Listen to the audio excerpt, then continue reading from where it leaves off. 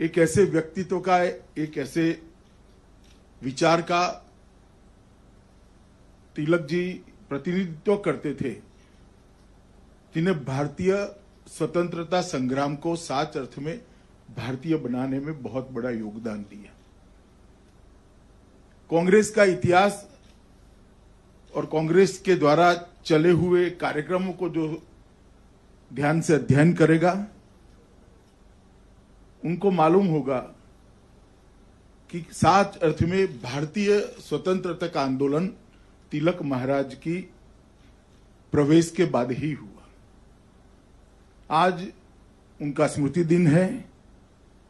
ये महान आत्मा को मैं अपनी ओर से और समग्र देश की ओर से विनम्रता पूर्वक, श्रद्धा पूर्वक श्रद्धांजलि देना चाहता हूं और साथ में देश भर के युवाओं को अपील भी करना चाहता हूं कि अगर भारत को जानना है, भारत के स्वतंत्रता संग्राम को जानना है,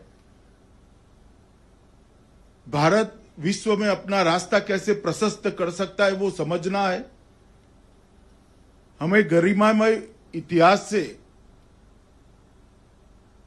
उसको साथ में रखते हुए भविष्य को किस तरह से संजोना है, उसका रास्ता समझना है, तो वो जरूर तिलक महाराज के जीवन का अध्ययन करे, उनके भाषणों को पढ़े, तिलक महाराज के कर्तृत्व को पढ़ने का प्रयास करे। यह रास्ता उनको आने वाले दिनों में नरेंद्र मोदी जी ने जो न्यू इंडिया और आत्मनिर्भर भारत की कल्पना दी है, वो कल्पना को चरितार्थ करने के रास्ते पर ले जाएगा। आज जब हम यहां पर खड़े हैं तब तिलक जी को 100 साल समाप्त हो रहे हैं उनकी मृत्यु को, मगर आज भी उनका व्यक्तित्व, उनका काम, उनका विचार और उन्होंने शुरू की हुई परंपरा आज भी इतनी ही रिलेवेंट दिखती है, इतनी ही प्रासंगिक दिखती है जितनी 100 साल पहले थी। यही बताता है कि वो कितने दूरदर्शी नेता थे, भारत को समझने वाला, भारतीय जनमानस को समझने वाला और भारतीय संस्कृति के आधार पर भारत की आजादी की और भारत की विकास की नींव कैसे रखी जा सकती है उसका दिशा देने वाला एक व्यक्तित्व था और इसलिए आज भी इतने ही प्रासंगिक थे है जितने 100 साल पहले थे। और देश के युवाओं ने, मेरा आग्रह है उनको कि जरूर एक बार आप तिलक महाराज के जीवन कवन को पढ़ने का, उसका अध्ययन करने का प्रयास करिए। आपके जीवन की बहुत सारी दुविधाएं वहीं से समाप्त हो जाएगी और बहुत सारे आज के समय के लिए भी बहुत सारे नए रास्ते आपको खुले हुए दिखेंगे। तिलक महाराज, उनका व्यक्तित्व अपने आप में एक बहुआयामी व्यक्तित्व था। ढेर सारी उपलब्धियां होने के बावजूद भी कोई व्यक्ति जमीन से जुड़ा हुआ कैसे रह सकता है, सादगी को कैसे अपने जीवन का अंग बना सकता है, अगर वो देखना है तो तिलक महाराज के जीवन से ही देख सकते। लोकमान्य तिलक के जो ईश्वर दत्त मूर्धन्य बुद्धि प्रतिभा मिली थी उसको वो अपने व्यक्तिगत जीवन में उपयोग कर सकते थे। उस जमाने के सबसे अच्छी से अच्छी सभी स्थिति को वो प्राप्त कर सकते थे, परंतु उन्होंने वो रास्ता नहीं चुना। समाज को जागरूक करना, समाज को देश के आजादी के आंदोलन के साथ जोड़ना, समाज को विस्मृत हो रही अपनी संस्कृति के साथ जोड़ना, स्वधर्म, स्वदेश और स्वदेशी की भावना के साथ जोड़ना, यही उन्होंने अपने जीवन का लक्ष्य बनाया। और आज उनके पूरे जीवन का लेखा जोखा देखते हैं तो इतना जरूर कह सकते हैं कि भारतीय स्वतंत्रता संग्राम को भारतीय बनाने का अगर किसी ने काम किया तो लोकमान्य तिलक ने किया और इसीलिए वो जनता से जुड़े रहे और किसी ने नहीं दी ऐसी उपाधि अपने आप ही इनके साथ जोड़ गई, लोकमान्य की उपाधि इनके साथ जुड़ गई। वही बताता है कि वो कितने धरातल पर काम करते थे। पुनेरी पगड़ी पहने हुए उनके व्यक्तित्व को आंख बंद कर कर देखते हैं, स्मरण करते हैं, तो अपने आप उनका एक वाक्य हमारे कानों में गूंजता है, स्वराज मेरा जन्मसिद्ध अधिकार है और मैं इसको प्राप्त कर कर ही रहूंगा। आज बहुत साहजिक और सामान्य दिखता है वाक्य, मगर 1900 की शुरुआत में 19वीं शताब्दी की शुरुआत में वाक्य बोलना और उसको चरितार्थ करने के लिए पूरा जीवन खपा देना बहुत कम लोग कर सकते हैं। और मैं मानता हूं कि ये स्वराज मेरा जन्मसिद्ध अधिकार है और मैं इसको प्राप्त कर कर ही रहूंगा। ये वाक्य देश की आजादी के इतिहास जब तक रहेगा तब तक स्वर्णिम अक्षरों से लोकमान्य के साथ जुड़ा रहेगा। और स्वतंत्रता के इतिहास में ये वाक्य ने ही बहुत बड़ा बदलाव लाया। कुछ आधा अधूरा न चाहिए, हमें संपूर्ण स्वराज चाहिए। आत्मविश्वास के साथ कार्यक्रमों के आधार पर बोला गया वाक्य भारतीय जनमानस में चेतना डालने वाला वाक्य निकला और उसी ने कांग्रेस के आंदोलन को लोक आंदोलन में परिवर्तित करने का काम किया। तिलक जी के व्यक्तित्व को देखते हैं तो क्रांतिकारी विचारों के उद्गाता थे, एक स्वतंत्रता सेनानी थे, प्रखर वक्ता थे, मूर्धन्य चिंतक थे, एक दार्शनिक भी थे, सफल पत्रकार और सफल संपादक थे, बहुत बड़े समाज सुधारक भी लोकमान्य तिलक रहे। ये सारे गुणों को अपने अंदर समाहित करते हुए सामान्य व्यक्तित्व जैसा जीवन जीने का विनम्रता भी ईश्वर ने उनको दी थी। इसीलिए गांधी जी, वीर सावरकर, ऐसे कई व्यक्तित्व को जब उसका जीवन का अभ्यास करते हैं तो कहीं ना कहीं हमें ये जरूर मिलता है कि लोकमान्य तिलक के जीवन से ही ये प्रेरणा उनको वहां तक पहुंचाने में सफल हुई। ढेर सारे क्रांतिकारियों को श्यामजी कृष्ण वर्मा के साथ जोड़ना, कांग्रेस के आजादी के आंदोलन को एक सार्थक दिशा देना, ये सारे काम बहुत साहजिकता से लोगों के बीच में रहते रहते उन्होंने करे। बहुत बड़ा जीवन का कालखंड भी, जेल में गया तो भी उनका कर्तृत्व की गति इतनी तेज और द्रुत गति थी कि उनको काम करने से अंग्रेज नहीं रोक पाए। एक और तो वो स्वाधीनता संग्राम का नेतृत्व करते थे, दूसरी ओर गौ हत्या पर प्रतिबंध के आंदोलन को भी जलाते थे। एक और एक सामाजिक उद्देश्य लेकर विवाह की स्त्रियों की उम्र बढ़ाई जाए इसके लिए जन जागृति फैलाते थे, दूसरी ओर केसरी और मराठी का संपादन कर कर राष्ट्र भावना को जागरूक करने का काम करते थे। एक और बंग भंग का महाराष्ट्र के आंदोलन का नेतृत्व करते थे, तो दूसरी ओर शिव जयंती और गणपति उत्सव, ये दोनों को उन्होंने लोक आंदोलन में कैसे परिवर्तित किया जा सकता है इसका भी लोगों के सामने उदाहरण रखा और वहीं से भारत की आजादी के आंदोलन की दिशा और दशा दोनों बदल गई। ये दोनों उत्सवों को उन्होंने लोक उत्सव में परिवर्तित किया।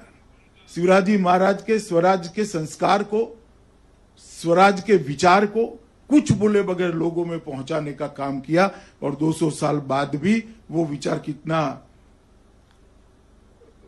प्रासंगिक है इसके बारे में लोगों को करा। एक और केसरी के अंदर ढेर सारे अपनी कलम से लिखे हुए लेखों से उनकी विद्वता झलकती थी, राजनीतिक उद्देश्य भी स्पष्ट होता था और देश को आगे जाने का रास्ता प्रशस्त होता था।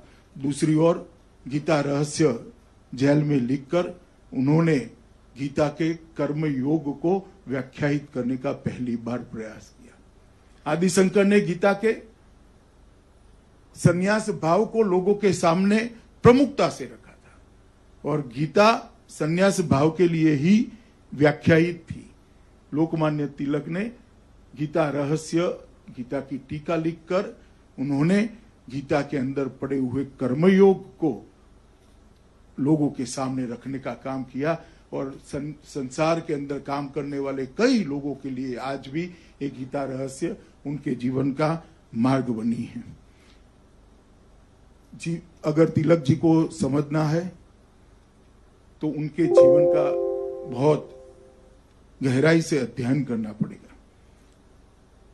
गांधी जी, वीर सावरकर, श्री अरविंद, मदन मोहन मालवीय, उनके विचारों को पढ़ते हैं और तिलक महाराज के विचारों को पढ़ते हैं तो जरूर मालूम पड़ता है कि चारों विभूतियों पर तिलक महाराज का एक बहुत गहरा असर था और वो अपने आप में एक ऐसा इंस्टीट्यूट थे जिन्होंने भारतीय सोच को दृढ़ीभूत करने का काम किया, भारतीय सोच को आगे बढ़ाने वाले व्यक्तित्व के निर्माण को प्रेरित करने का काम किया, भारतीय सोच को व्याख्यायित करने का काम किया और भारतीय सोच को व्यवहारू बनाने का भी काम किया।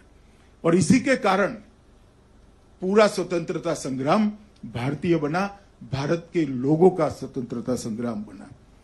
भारतीय स्वतंत्रता संग्राम में भारतीय चिंतन, भारतीय इतिहास, भारत की संस्कृति, भारत का गौरव और भारत की भाषाएं, उसको प्रमुखता से जोड़ने का काम उन्होंने किया। विनय जी कहते थे, अभी विनय जी ने बताया, मैं अगर सच समझा हूं तो उन्होंने बताया कि गणेश उत्सव और शिव जयंती का उपयोग उन्होंने स्वतंत्रता आंदोलन को बढ़ाने के लिए किया। मगर मैं यहाँ तिलक जी का एक कोट पढ़ना चाहता हूं। सच्चा राष्ट्रवाद पुरानी नींव पर ही निर्माण हो सकता है। जो सुधार पुरातन के प्रति असम्मान की भावना पर आधारित है, वो सच्चा राष्ट्रवाद रचनात्मक कार्य नहीं समझ सकता। हम अपनी संस्थाओं को ब्रिटिश ढांचे में न डालें, ये सुधार नहीं है। सामाजिक तथा राजनीतिक सुधार के नाम पर हम उसका अराष्ट्रीयकरण नहीं करना चाहिए।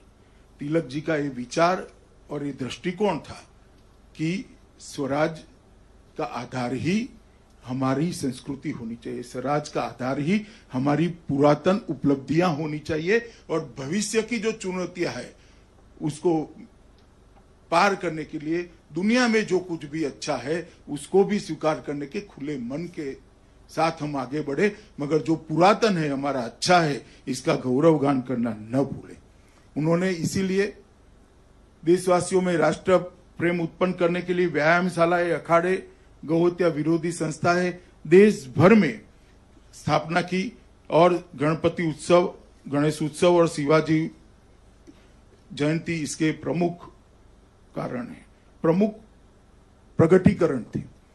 आज जब हम यहाँ पर तिलक जी के व्यक्तित्व के बारे में सोचने के लिए, विचारने के लिए, उसमें से कुछ ग्रहण करने के लिए इकट्ठा हुए हैं, तब हमें समझना होगा कि वो भारतीय संस्कृति के अप्रतिम योद्धा थे और बंगाल विभाजन से पूरे देश में जो आक्रोश की लहर उठी उसका नेतृत्व भी तिलक महाराज के पास आया।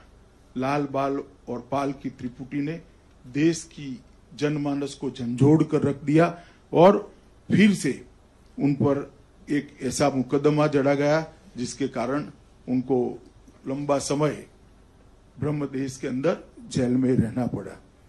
तिलक महाराज के लिए राष्ट्रकवि रामधारी सिंह दिनकर कहते हैं, उन्होंने जो ब्रह्मदेश में गीता रहस्य लिखा, इसके लिए उन्होंने कहा, श्रीमद् भगवत गीता एक बार तो श्री कृष्ण के मुख से कही गई और हम जैसे लोगों के लिए भगवत गीता दूसरी बार उसका सच्चा आख्यान लोकमान्य तिलक ने हमारे सामने रखने का काम किया। दिनकर जैसी विभूति ने गीता रहस्य को जो आगे बढ़ाने का काम किया है, उसी से हमें मालूम पड़ता है कि इन्होंने कितना बड़ा काम किया था। छुआछूत के भेदभाव को, अस्पृश्यता को विरोध करना, उसके खिलाफ जागरूकता खड़ी करना, उन्होंने इसके लिए भी बहुत बड़ा काम किया। 1918 में बंबई में दलित जाति के सम्मेलन में तिलक महाराज ने कहा, यदि ईश्वर अस्पृश्यता को सहन करता है तो मैं ऐसे ईश्वर को सहन नहीं करता हूं। ईश्वर के ये स्वरूप को स्वीकारने के लिए मैं तैयार नहीं हूं। 1918 में इस प्रकार की बात करना ये कोई साहसी व्यक्तित्व ही कर सकता है, और इसका कमिटमेंट हर मानवी समान है, हर मानवी के अंदर ईश्वर का वास है। इसके प्रति एक अद्भुत कमिटमेंट के बगैर ये वाक्य किसी के मुंह से नहीं निकल सकता है।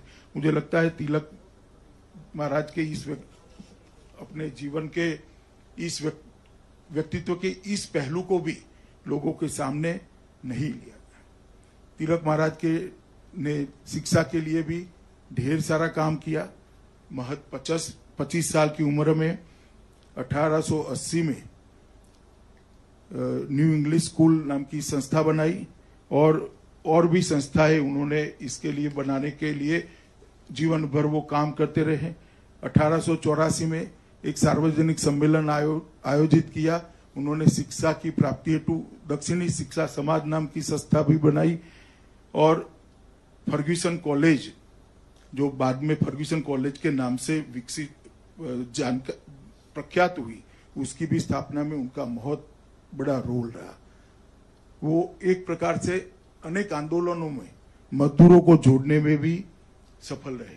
जब मुंबई में टेक्सटाइल मिलों का जमाना आया था, तब बस्तियां खड़ी हो रही थी, और मजदूर वर्ग को राष्ट्रीय आंदोलन में जोड़ने में भी उनका बहुत बड़ा योगदान रहा, और उन्होंने लोकल इंडस्ट्री के बढ़ावे के लिए भी ढेर सारा काम किया। देसी उद्योगों को पूंजी मुहैया कराने के लिए पैसा फंड नामक निवेश फंड शुरू किया। एक दिन की सैलरी पैसा फंड में देने के लिए उन्होंने आह्वान किया। इंडस्ट्रियल परिषदों का आयोजन किया। माचिस का कारखाना, ग्लास फैक्ट्री, टेक्सटाइल मिल जैसे लगभग 600 से अधिक व्यवसायों को खड़ा करने में, प्रेरित करने में उनकी बहुत बड़ी भूमिका रही, और ये स्वदेशी के विचार से जुड़ी हुई उनकी गतिविधि थी। और तिलक जी की ही प्रेरणा थी कि वीओ चिदम्बरम पिल्लई ने स्वदेशी शिपिंग कंपनी की स्थापना कर अंग्रेजी को चुनौती दी थी। तिलक महाराज के व्यक्तित्व को समझना इतना सरल नहीं है।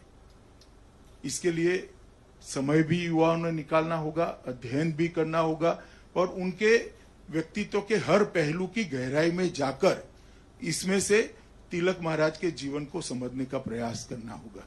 गांधी जी ने जब उनको श्रद्धांजलि दी, तब कहा था कि वे जनता के अभिन्न भाग थे। हमारे युग के किसी व्यक्ति का जनता पर ऐसा प्रभाव मैंने नहीं देखा है जैसा तिलक जी का था। हजारों देशवासी उनके भक्त थे। यह कुछ असाधारण बात थी कि वे लोगों के आराध्य थे। तिलक महाराज की अंतिम यात्रा में भी गांधी जी ने पूरे रास्ते नंगे पैर उनके साथ चलकर तिलक महाराज को सम्मान दिया।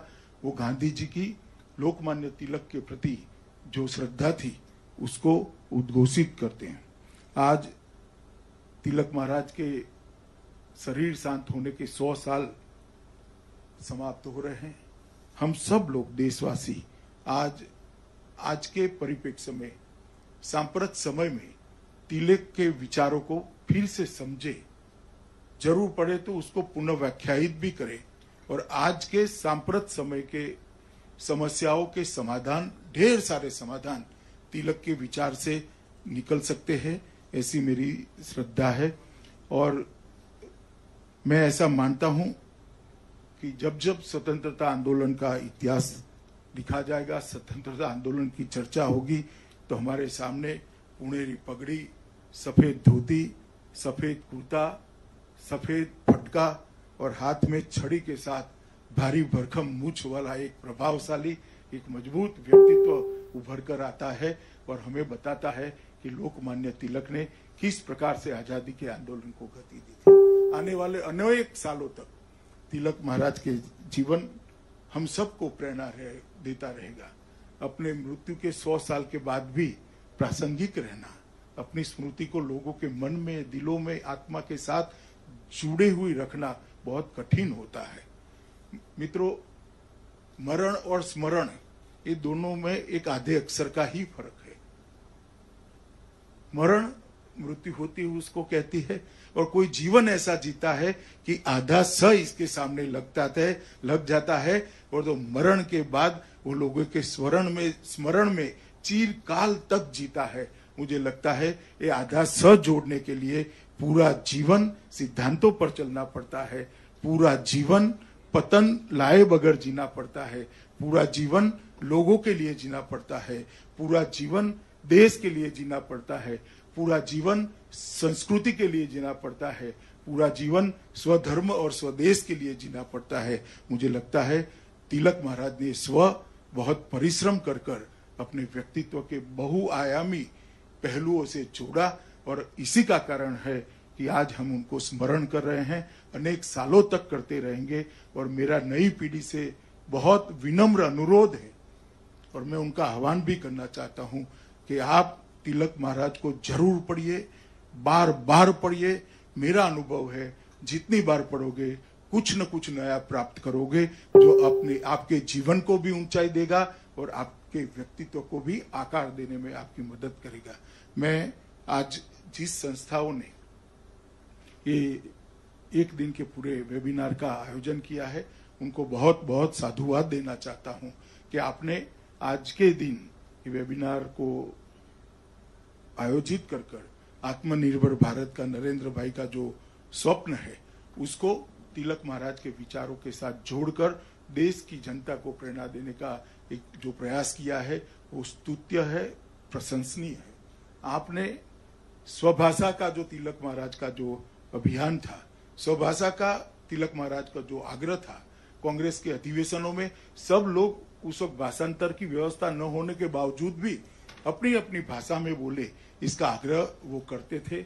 उसको नरेंद्र भाई अभी जो नई शिक्षा नीति लेकर आए हैं उसमें संस्कृत और भारतीय भाषाओं को आगे बढ़ाने के लिए और इसके आधार पर देश के नए विकास का नक्शा खींचने का जो काम करा है, इसके साथ भी आज मुझे लगता है वेबिनार तिलक महाराज की सभी गुणों को आने वाले नए भारत की रचना के साथ जोड़कर मुझ जैसे कई कार्यकर्ताओं को हजारों। Subscribe to our channel by clicking the subscribe button. Click the bell button and enjoy the latest uploads from our channel.